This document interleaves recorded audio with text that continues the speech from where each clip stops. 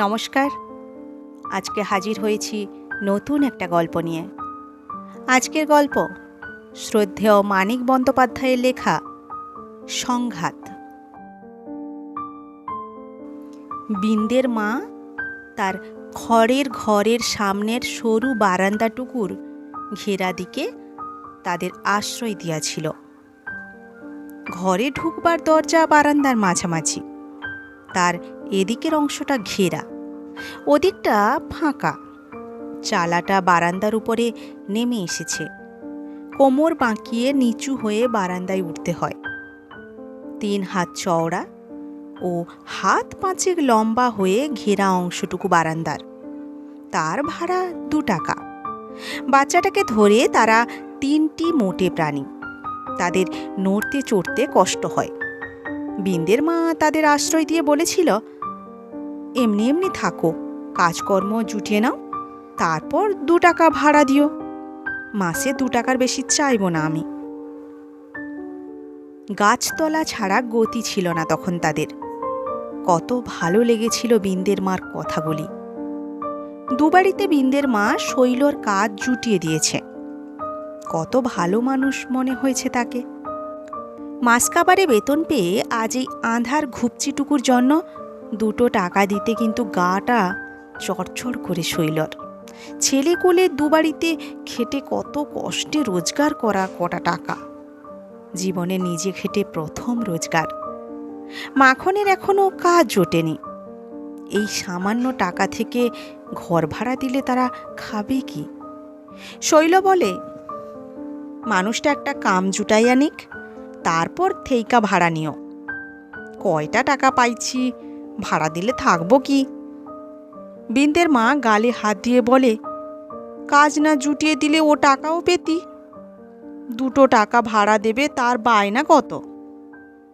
চাষির মেয়ে শৈল ফোঁস করে ওঠে, বায়না কিসের? ভাড়া দিমু না কইছি? দাও, টাকা মিটায়া দাও। মাইনে এনে মাখনের হাতে তুলে দিতে হয়েছে শৈলকে। সে স্বামী, তারও মালিক, তার রোজগারেরও মালিক। টাকা হাতে নিয়ে গুনে দেখে চোখ পাকিয়ে মাখন বলেছিল, টাকা লুকাইছিস? বড় দালানে 12 টাকা না, বাইর কর 3 টাকা। মরণ আমার, কবে কামে লাগছি খেয়াল আছে? তা বটে, ও বাড়িতে পুরো মাসের মাইনে শৈলর পাওয়ার কথা নয়। মাখন 2টো 1 টাকার নোট ছুঁড়ে দেয় বিন্দের মার দিকে। নোট 2টো ফরফর করে উড়ে মাটিতে পড়ে। কুড়িয়ে নিয়ে চোখ পাকিয়ে তাদের দিকে তাকায় বিন্দের মা। পেট ভরে খেতে জোটে না, দয়া করে থাকতে দিয়েছি, তেজ কত। তবু যদি মিনসের নিজের রোজগার হতো, বউয়ের ঝিগিরির টাকায় ঘরে বসে না খেত। চাল ঝাড়ার বাড়তি কাজ করে শৈল কিছু খুদ এনেছে। মাখন বলে, খুদ থুইয়া দে, 1 সের চাল আর কিছু মাছ নিয়ে আসি, কতকাল মাছ খাই না। আলাপাথারি খরচ কইরো না, কাইল পরশু ওই ঘরের বেতন পাবি না? সারাটা মাস চালান লাগবো না? মাখন নির্বিচারে হেসে বলে, তুই ভাবছস কি আমি কাম করুম না? খাইটা কামু, ডর কিসের? শৈলর একখানা শাড়ি 2 খণ্ড করে সে লুঙ্গির মতো পরে। কাঁধে ময়লা দুর্গন্ধ গামছা। শৈলর মোটে একখানি কাপড় সম্বল। সারাদিন পরে, লোকের বাড়ি কাজ করে, রাঁধে বাড়ে, সবই করে। রাত্রে শোয়ার আগে গা ধুয়ে ছেঁড়া ন্যাকড়া গায়ে জড়িয়ে কাপড়খানা কেচে মেলে দেয়। মাটির একটা হাঁড়ি আর ছোট একটা কড়াই ছাড়া বাসনপত্র কিছুই নেই। একটা উনান পর্যন্ত নেই। কাজ সেরে এসে বিন্দের মার রান্না শেষ হলে তার উনানে ভাত বা খুদ সিদ্ধ করে নিতে হয়। কিছু কয়লা ধরা হয়েছে। আর কিছু হোক না হোক, চলনসই একটা ঘর, 2টো বাসন, নিজেদের একটা উনান, পেটের চিন্তাই সবার উপরে উঠে আছে। পুজোর সময় দুবাড়ি থেকে সে 2খানি শাড়ি পাবে। সে পর্যন্ত নয়, এভাবেই চালিয়ে যাবে কোনো মতে। কিন্তু কি দুরন্ত, কি ভয়ানক এই পেটের খিদে! বিন্দের মা এত কটি ভাত খায় ভাজা ব্যঞ্জন দিয়ে আর হাঁ করে শহরে নবাগতদের দুটি কাঁচা লঙ্কা দিয়ে এক গাড়ি ভাত কোঁত কোঁত করে গিলে ফেলার কসরত চেয়ে দেখে। রেশনের চাল আনে, 2 দিনে 3বার 4বার করে খেয়ে শেষ করে দেয়। আটা কোনখান দিয়ে কিভাবে শেষ হয়ে যায় টের পায় না। তারপর চলে এবেলা আতপাটা, ও বেলা সিকি পেটা, সে বেলা উপোস। চাল ধার করার চেষ্টা এবং শৈলর বাড়তি কাজ করে আনা খুদটুকু দিয়ে কোনো রকমে দিন কাটানো। বিন্দের মা অন্যদের কাছে বলে, ছি ছি, রাম রাম, মাগো মা এমন পেটুক, এমন বেহিসেবি, আর কি নোংরা বাবা। মদ্যমাগি কেউ কি ঘাট করে কাপড় কাচবে? ছাড়বে কি? থাকলে তো ছাড়বে, সম্বল তো ওই পরনের ন্যাকড়াটুকু। হাড্ডিসার পেট মোটা 5 বছরের বাচ্চাটাও এখনো মাই খায়। ওকে ছাড়া একদণ্ড জগৎ অন্ধকার হয়ে আসে শৈলর। তবুও ওর জন্যই প্রাণ তার অতিষ্ঠ হয়ে উঠেছে। ওকে নিয়ে কাজে যেতে হয়। ঘর ধোয়া, বাসন মাজা, উনুন নিকানো, সব কাজ করতে করতে সর্বদা সামলাতে হয়। খাওয়া দাওয়ার সময়ে দূরে দাঁড়িয়ে নজর দিলে, ঘরে গেলে বাড়ির মানুষ বিরক্ত হয়, গজগজ করে, কড়া সুরে বলে, ওকে রেখে আসতে পারো না? বড় নোংরা বাছা তোমার ছেলে, গায়ে প্যাঁচড়া, কানে ঘা, ছেলেপিলের না ছোঁয়াচে লাগে। মাখনের কাজ নেই, কিন্তু বাচ্চাটাকে রাখতে সে রাজি নয়। বলে, তোর পোলারে নিয়া থাকুম, কামের খোঁজে যাবো না। বাড়ি ফিরে শৈল দেখে সে চিত হয়ে কাঁথায় শুয়ে আছে। শোনে বাড়ির বাইরেও সে যায়নি একবারও। ঝগড়া করলে মাখন মুখ খিচিয়ে বলে, বুঝছি সব, তোর মতলব খারাপ। কেন পোলারে নিয়া কেউ কাম করে না? সুবিধা হয় না বুঝি পীড়িতকরণের? পীড়িতের একটা অশ্রাব্য বিশেষণের মুখে আগুন জ্বেলে দিয়ে বাচ্চাটাকে দড়াম করে ফেলে শৈল মুখ খোলে। বিন্দের মা কান পেতে শোনে। অনেক কটু কথা শৈল বলে, কিন্তু মাখন যে বসে বসে তার রোজগার খাচ্ছে, এ কথাটা একবার একটু ইঙ্গিতেরও উল্লেখ করে না। মাখন বলে, যে জানে সে সব জানে। বিন্দিরা মাই তাকে বলে দিয়েছে খোকাকে তার সঙ্গে দিয়ে কাজে পাঠাতে, একলা তাকে কাজে যেতে বারণ করেছে। বিন্দের মা সামনে এসে বলে, ও কথা তোকে কবে বললাম রে মুখপোড়া? ভালো চাইলে উনি মন্দ বোঝেন। আমি বললাম মায়ের ছেলে মায়ের সঙ্গে থাকবে, কাজে যাক বা সে চুলোই যাক। মরদ মানুষের কি ছেলে আগলে ঘরে বসে থাকলে চলে? কাজ খুঁজতে মন নেই? মোর নামে উল্টো গাইছেন। মাখন চোখ পাকিয়ে তাকিয়ে থাকে। বিন্দের মা খনখনিয়ে বলে, চোখ রাঙাচ্ছে? আরে আমার বেটা ছেলে বউয়ের রোজগারে বসে খায়, লজ্জাও নেই? শৈল যে খোঁচাটা কখনো দেয় না, মাখনকে সেই খোঁচা দিয়ে বিন্দের মা যে স্বস্তি পায়। মাখন ফিরে আসে চাল নিয়ে, তরকারি নিয়ে, শিশি ভরা তেল নিয়ে, 1.5 পো গলদা চিংড়ি নিয়ে। ক্ষণেকের জন্য লোভাতুর দৃষ্টিতে চেয়ে শৈল চাঙ্গা হয়ে ওঠে। তারপর বিমর্ষ বিরস মুখে মাই ছাড়িয়ে ছেলেটাকে ঠেলে সরিয়ে দেয়। কয় টাকা সওদা করছ? তা দিয়া তোর কাম কি? বিন্দের মা একবার উঁকি দিতে এসে গালে হাত দিয়ে ফিরে যায়। তার রান্না শেষ হলে তোলা উনানটি বারান্দায় এনে 2টি কয়লা দিয়ে গোমরা মুখে শৈল নিজের রান্না শুরু করে। এতটুকু উৎসাহ আছে মনে হয় না। আমি যদি আজ ভাত খাইছি, তরে কি কইলাম?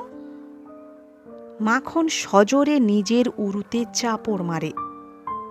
শৈল মাছ ভাসতে ভাসতে মুখ ফিরিয়ে একগাল হেসে বলে, না খাইলা আমি একাই খাইয়া শেষ করুম, খোকা আর আমি। কতকাল পরে আইজ ইচা মাছ খামু। সুতরাং রান্না হলে মাখন গোগ্রাসে 1 থালা ভাত খায় ঝিঙ্গা কুমড়ার তরকারি আর গলদা চিংড়ির ঝোল দিয়ে। মোড়ে বিন্দের মনোহারি মুদিখানা, পান, বিড়ি, সিগারেট বেচার মিশ্রিত দোকান থেকে 14 আনা সের দরে কেনা 1.5 সের চাল। চাল বেশ ভালো। শৈল অর্ধেক চালের ভাত রেঁধেছিল, তবু মাখন তার ছেলেকে খাইয়ে তার পেট মনের মতো ভরল না। শৈল একরকম চাইতে না চাইতে দুবাড়িতে ঠিকেঝির কাজ পেয়ে গেছে। বাচ্চাটা না থাকলে এবং ইচ্ছা করলে আরও এক বাড়িতে কাজ সে জোটাতে পারে অল্প চেষ্টাতেই। অনেক ঝি 3 বাড়িতে ঠিকই কাজ করে। দেখা যায় মাখনের কাজ জোটানো অত সহজ নয়। কোনো কাজ জুটিয়ে নেবে তাই তার ঠিক নেই। চাষা মানুষ, চাষ করা ছাড়া কোনো কাজ জানেই না। চাষির মেয়ে চাষির বউ বলেই শৈল ঘরকন্যার কাজে পাকা। বাসন মাজা, মশলা বাটা, নিকানো, গোছানো, উনান সাজানো, পোছা, কয়লা ভাঙার মতো দৈনন্দিন সাধারণ সাংসারিক কাজে তো বটেই, ভদ্রঘরের অধিকাংশ মেয়ে বউ যে কাজ একেবারেই জানে না। অথচ আজ রেশনের ধুলো কাঁকর মেশানো চাল আর গমকে কাজ না জানলে খাওয়ার যোগ্য করা যায় না। যেমন কুলো দিয়ে ঝেড়ে নেওয়া, সে কাজেও শৈল 2 বাড়িতে নিয়মিত বাসন মাজা টাজা কাজ করে। 4-5 বাড়ির গিন্নিরা তাকে ডাকিয়ে তার সুবিধা আর অবসর অনুসারে তাকে দিয়ে কুলো চালিয়ে কয়লার গুঁড়ো, গোবর আর মাটি মেশানো গুল তৈরি করিয়ে চাল বা নগদ পয়সা মজুরি দেন। কেউ কেউ বলে, কাজটা করে দিয়ে এবেলা খাবি এখানে, অর্থাৎ একবেলা খাওয়াটাই মজুরি। বড় খিদে শৈলর। মাছ, ডাল, ভাজা, তরকারি আশা করে সে মহা উৎসাহে কাজ করে দেয়। বাবুরা ভালো মন্দ কত রকম খায় ঠিক ঠিকানা আছে কি? খেতে বসে সে টের পায় বাবুদেরও খাওয়া দাওয়ার বড় দুর্দশা। যাই হোক, ভালো জিনিস না পাক, খানিকটা ডাল আর খানিকটা তরকারি দিয়ে সপুত্র পেট ভরানোর মতো ভাত তো সে পায়। খিদে কি অত বাজবিচার ও পছন্দ অপছন্দ জানে না মানে? নুন কাঁচা লঙ্কা দিয়ে পেট ভরা ভাত পেলে সে বর্তে যায়। ঝঞ্ঝাট বাধায় মাখন। তেড়ে বলে, এত দেরি কেন? কোন কাম কইরা আইলি তুই যে এত দেরি হইল? কি বা কথা ক, ঘরের মাইন সেরে খাওয়াইয়া তবে আমারে দিছে না। দুপুরে বিন্দের মা শৈলকে ডাকে, বলে, আয় হাড় হাবাতে বোকামে, চুল বেঁধে দি। খেটে মরবি বলে চুলটাও বাঁধবি না? কি কুক্ষণে যে তোকে দেখে মোর মায়ায় বসেছিল রে। কামে যাবো না? যাবি যাবি, সাত তাড়াতাড়ি কাজে যেতে অত তরবরাস নে, দেরি টেরি করে যাবি মাঝে মধ্যে। আরে মাগি, মন দিয়ে টাইম মতো যত খাটবি তত পেয়ে বসবে যে, এটা বুঝিস নে? না খাটিয়ে কেউ তোকে একটা বাড়তি পয়সা দেয়? বাসি ভাত নর্দমায় ফেলে দেবে, তবু তোকে দেবে না। দিয়েছে কেউ? কেন দিব না? দয়া মায়া নাই মাইনসের? 3 তলা বাড়ির মাঝের তলার উনি ফর্সা মোটা সুন্দরী মাগিটা? হ, উনি আমারে ডাইকা নিয়ে আলাপ করেন, কোনো কাম করান না। গা হাত পা টিপা দিই, ঘামাচি মারি, উঁচা পেটটারে দইলা মইলা দিই। বিন্দের মা মুচকে মুচকে হাসে, বলে, না লো ছুরি, ফর্সা মোটা সুন্দরী বউটা তোকে মোটেই খাটায় না। 1/2 ঘন্টা 1 ঘন্টা তোকে দিয়ে শুধু গা টেপায় পা টেপায় ঘামাচি মারিয়ে নেয়, একটু আদর চেয়ে নেয় তোর কাছে, তারপর আদর করে গলার হারটি খুলে তোর গলায় পরিয়ে দেয়। তা না দিক, শৈলর ছেলেকে 2-1টা লজেন্স চকলেট তো দেয়, শৈলকে 2-4 আনা পয়সা তো দেয়, ভরসা তো দেয় যে রাত দিন খাওয়া পড়ার চাকরি নিয়ে থাকতে চাইলেই শৈলকে সে রাখবে। কিন্তু উপায় কি? মাখনের জন্য তো সেটা হওয়ার নয়। মা গো মা, আমি পারি নে তোর সাথে। শৈলর জট বাঁধা রুক্ষ চুল নিয়ে নড়াচড়া করতে করতে বিন্দের মা মেয়ে বউ রোগে দুর্ভিক্ষে মারা যাওয়ার খবর পেয়ে উতলা হওয়ার মতো ব্যাকুলভাবে বলে, গাঁ থেকে তোরা এমন হাবা গোবায় এসেছিস, মায়েরই বিশ্বাস হয় না মেয়ে লোক এমনই গরু ছাগলের মতো বোকা হয়। তো রোজগারে খাচ্ছে মানুষটা, উঠতে বসতে তোকেই লাথি গুঁতো মারছে, তবু তুই আটা সেটার মতো লটকে রয়েছিস ওটার সাথে। শৈল মাথা সরিয়ে নেয়, বলে, জ্বর ছাড়াইয়া কাম নাই, বড় লাগে। চুল বাঁধো মনে সুদিন আইলে। আর এসেছে তোর সুদিন। যা বোকা তুই, সব হাতে তুলে দিস কেন? টাকা পয়সা কিছু লুকিয়ে রাখতে পারিস নে? কই লুকামু, টের পাইলে মাইরা ফেলাইব। তুই করবি রোজগার, তোকেই মেরে ফেলবে।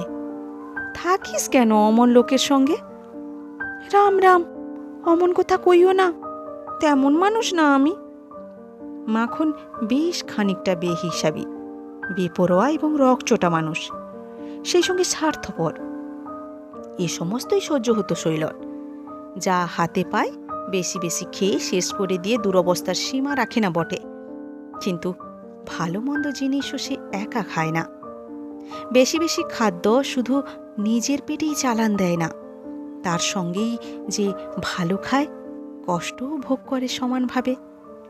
কিন্তু দিন দিন অসহ্য হয়ে উঠেছে তার সন্দেহ করা রোগটা। যুক্তিতর্ক কিছুই সে বোঝে না। যদুর মা এক বাড়িতে খাটে, কাজে গিয়ে তাড়াতাড়ি ফিরতে পারে, তবু তার কথা তুলে কুটিল বাঁকা চোখে চেয়ে প্রায়ই সে জানতে চায় কি এমন কাজ শৈল করে, তার কেন ফিরতে দেরি হয়। রেশন আনার পয়সা নেই। বিন্দের মার পরামর্শে মাখন নিজেই তাকে মাইনের 2 টাকা আগাম চেয়ে আনতে বলে। শৈল টাকা এনে দিলে সেই বলে, চাওন মাত্র টাকা দেয়, বাবুর লগে খুব খাতির না। কাজ খোঁজার নামে বেরিয়ে গিয়ে আচমকা মাখন ফিরে আসে। তাড়াতাড়ি ফিরে আইলা? আইলাম। কেন, অসুবিধা হয়েছে নাকি তোর? কেউ আসবো নাকি? একদিন একটু উৎসাহের সঙ্গে কাজের খোঁজে যায় তো 3 দিন ঘর ছেড়ে বেরোবার নাম করে না। শৈল জানতে পারে যে সে কাজে গেলে মাখন বেরোয়, এদিক ওদিক ঘোরাফেরা করে, কাজ সেরে তার ঘরে ফেরার সময়ে ফিরে আসে।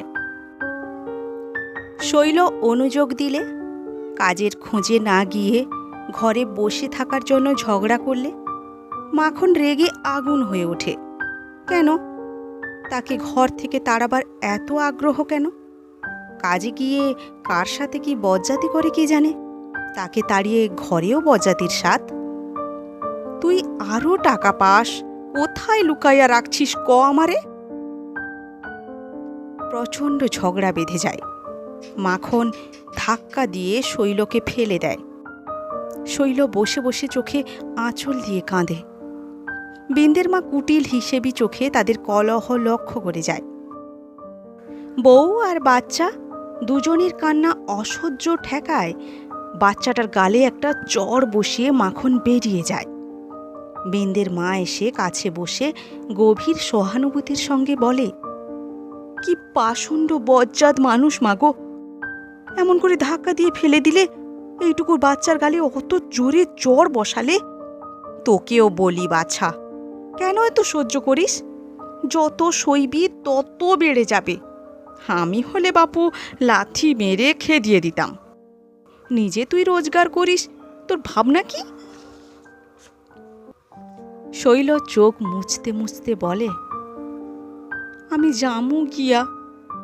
বিন্দের মা খুশি হয়ে বলে, তাই যা, আমি তোকে ঘর ঠিক করে দেব। শৈল কাজে যাওয়ার আগেই মাখন ফিরে আসে। কিভাবে কোথা থেকে বিড়ি জোগাড় করে এনেছে সেই জানে। গোমরা মুখে বসে জ্বলন্ত বিড়িটা টেনে শেষ করেই আর একটা বিড়ি ধরায়। শৈল কাজে গেলে বিন্দের মা মাখনের কাছে গভীর আফসোস জানিয়ে বলে, এ হলো কলিকাল, কি করবে বলো তুমি? এদিকে তোমার কাজ নেই, ওদিকে ছুরি পেয়েছে পয়সা কামানোর সোয়াদ। শুধু বাসন মাজার পয়সায় কি মন উঠবে ওর?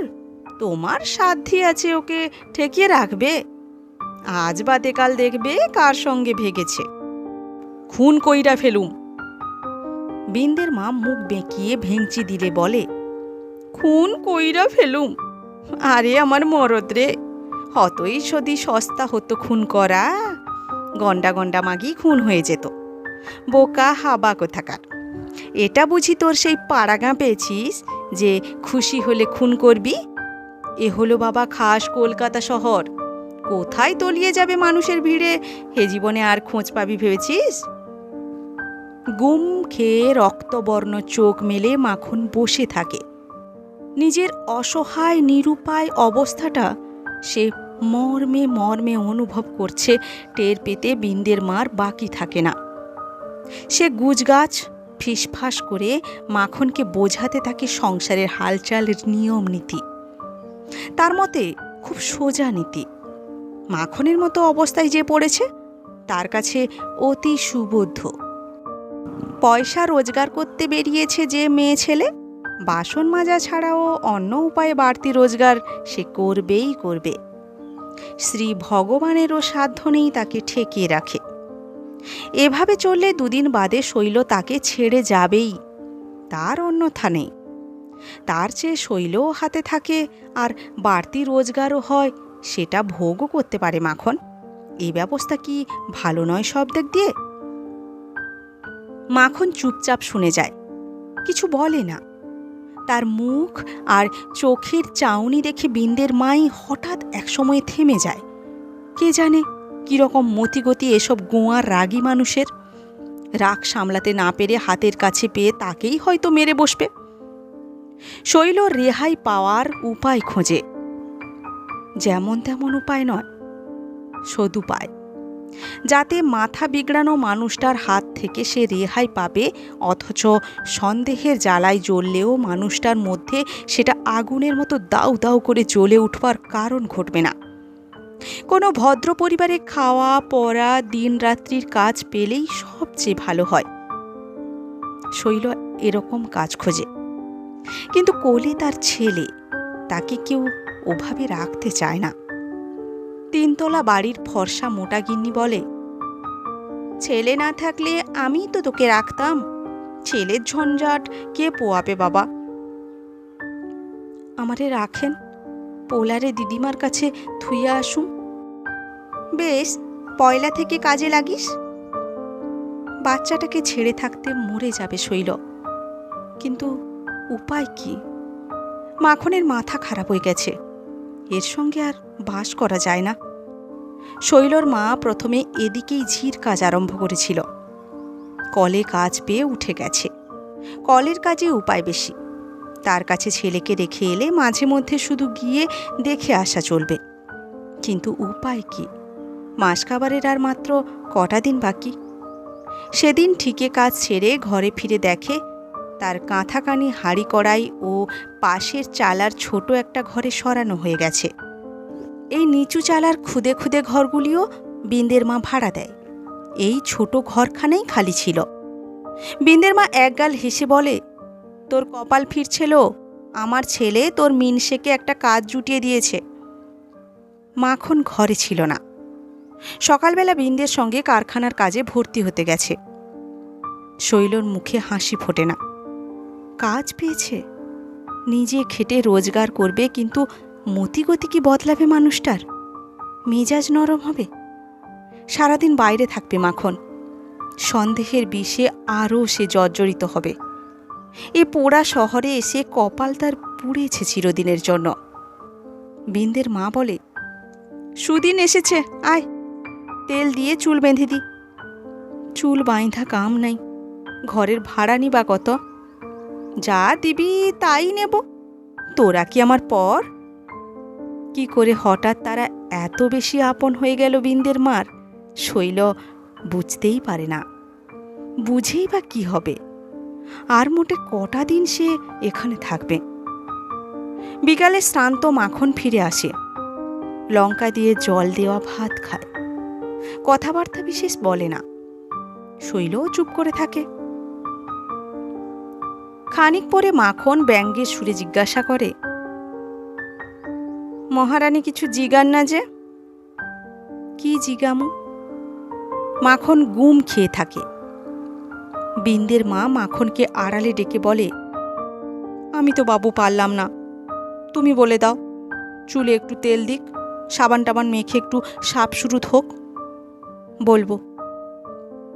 পরদিন খুব সকালে কাজে বেরোবার আগেই বিন্দের দোকান থেকে তেল আর সাবান এনে দিয়ে মাখন চোখ পাকিয়ে বলে, চুলে তেল দিবি, সাবান মাইখা চান করবি, ভূত সাইজা থাকলে ভালো হইব না কইলাম। শৈল চোখ বড় বড় করে তাকিয়ে থাকে। ব্যাপারটা কি কও তো শুনি? ব্যাপার আবার কি? ব্যাপার কিছু না। কাজে লেগেই অদ্ভুতভাবে বদলে গিয়েছে মাখন। মেজাজ বদলায়নি, বরং আরও রুক্ষ হয়েছে। কথায় কথায় চটে উঠে গাল দেয়, মারতে আসে। যতক্ষণ ঘরে থাকে গুম খেয়ে থাকে। মাঝে মাঝে তীব্র বিদ্বেষের দৃষ্টিতে শৈলর দিকে তাকায়, কিন্তু সন্দেহ করে না, একেবারেই না। ছুটির দিনে এক বাড়িতে গুল দিয়ে ফিরতে অনেক বেলা হলো। মাখন একবার জিজ্ঞাসাও করল না তা দেরি কেন। এক অজানা আতঙ্কে শৈলর বুক কেঁপে ওঠে। এ ঘরে উঠে আসার দিন চারেক পরে একদিন সন্ধ্যের পর বিন্দের মা মাখনকে ডেকে বলে, এই কাপড়খানা পরিয়ে পাঠিয়ে দাও, দিনের বেলা দেখে গেছে, পছন্দ হয়েছে, এই নাও তোমার ভাগের টাকা। মাখন এক মুহূর্ত চুপ করে থেকে বলে, আইজ যাইব না, হাঙ্গামা করব। আর কিছু না থাক, মাকির তেজ আছে 16 আনা, আর কয়দিন যাক বুঝাইয়া রাজি করামু। বিন্দের মা বলে, মা মরণ, এর আর বোঝানোর কি আছে? গোলমাল করে তো 2 ঘা লাগিয়ে দিবি। তুমি বুঝবা না, বড় তেজ মাগির। মাসের শেষ তারিখ, পরদিন শৈল নতুন কাজে লাগবে। ভোরে উঠেই ছেলেকে মার কাছে রেখে আসতে যাবে। ফর্সা মোটা গিন্নিকে বলা আছে প্রথম দিনটা কাজে লাগতে দেরি হবে। রাত্রে শৈল ভাবে আজ মাখনকে জানাবে না, একেবারেই সকালে জানিয়ে বিদায় নেবে। এখন জানালে যদি হাঙ্গামা করে। মাখন জিজ্ঞাসা করে, এপাশ ওপাশ করস যে, ঘুম আসে না?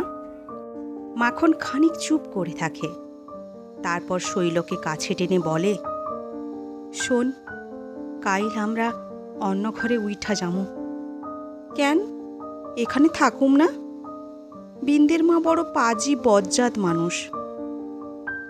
যতই তার পক্ষ টানুক আর তাকে সুখী করার জন্য ব্যস্ত হয়ে নানা পরামর্শ দিক, শৈলর কি আর জানতে বাকি ছিল যে বিন্দের মা পাজি বজ্জাত মানুষ?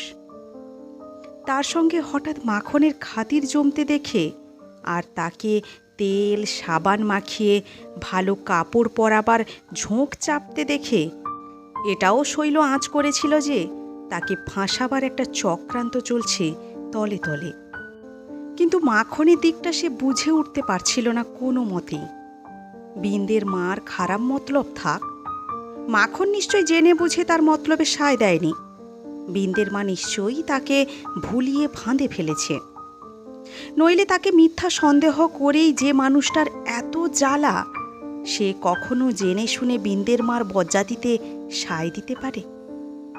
মাখনের কথা শুনে ভয় ভাবনার একটা পাহাড় যেন নেমে যায়, হালকা হয়ে যায় শৈলর দেহ মন। সে ভাবে মাখন তবে ধরে ফেলেছে বিন্দের মার আসল মতলব। আর যখন ভাবে, ভাগ্যে শৈল টের পায়নি মরিয়া হয়ে বিন্দের মার পরামর্শে কি কাজ করতে যাচ্ছিল। ভাগ্যে বিগড়ানো মাথাটা তার ঠিক হতে আরম্ভ করেছিল একটা কাজ পেয়েই, 10 জনের সঙ্গে খাটতে শুরু করেই। শৈল বলে, কাল থেইকা আমি খাওয়া পড়ার কামে লাগুম, রাত দিন থাকুম। কেন, সন্দেহ করবা, মারবা? তোমার লগে থাকুম না। মাখন খানিক ভেবেচিন্তে বলে, হ, ঠিক কইছিস, আমার মাথাটা বিগড়াইয়া গেছিল। কেন এমন হইল কিছুই বুঝলাম না, আর সন্দেহ করুম না। করবা না? না, তোর গা ছুঁইয়া কইলাম। সুতরাং শৈলর আর ফর্সা মোটা গিন্নির বাড়ির কাজ হয় না। অন্য পাড়ার একটা ঘর নিয়ে তারা 2 বাড়িতে ঠিকই কাজ করে। সকালে রান্না হয় না, রাত্রে জল ঢালা ভাত খেয়ে মাখন কলে খাটতে যায়। মাখনের বিগড়ানো মাথাটা কিসে সারল সে নিজেও বোঝে না, শৈলও বোঝে না। রাজি হয়ে গিয়েও মাখনের মাথাটা কেন বিগড়ে গেল এটা বোঝে না বিন্দে আর বিন্দের মা। না বুঝলেও নেমোঘারাম বজ্জাতটাকে কাজ জুটিয়ে দেওয়ার জন্য মায়ে পয়ে আফসোস করে।